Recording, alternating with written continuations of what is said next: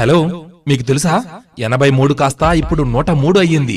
ఒకప్పుడు భారతీయులు ఆకాశంలోకి గాలిపటాలు పతంగులు ఎగరవేసేవారు. ఇప్పుడు అంతరిక్షంలోకి ఒకే రాకెట్ తో 103 ఉపగ్రహాలు పంపబోతున్నారు. ఇది మన భారతదేశం గర్వించదగ్గ ప్రయత్నం. అయినప్పటికీ మన యువత చర్చ అంతా ఖైదీ నంబర్ 150, గౌతమిపుత్ర శాతకర్ణి, ఇంకా కాటమరాయుడు పైనే.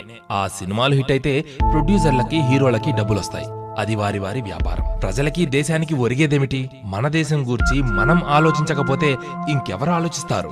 ముందుగా ఒకే రాకెట్ తో 83 ఉపగ్రహాలని అనుకున్నారు. కానీ సెంచరీపై దృష్టి పెట్టి ఏకంగా 103 ఉపగ్రహాలను ఒకే ఒక రాకెట్ ద్వారా పంపబోతున్నారు.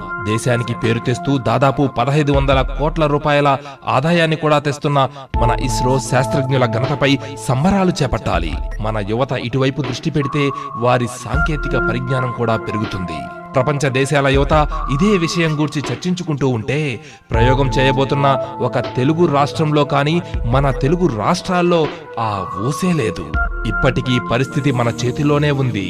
తప్పక మన ఇస్రో ఘనతను ఈ ప్రపంచ నలుమూలల్లో ఉన్న తెలుగు మిత్రులకు చేరవేసే బాధ్యత మనదే అని మర్చిపోకండి.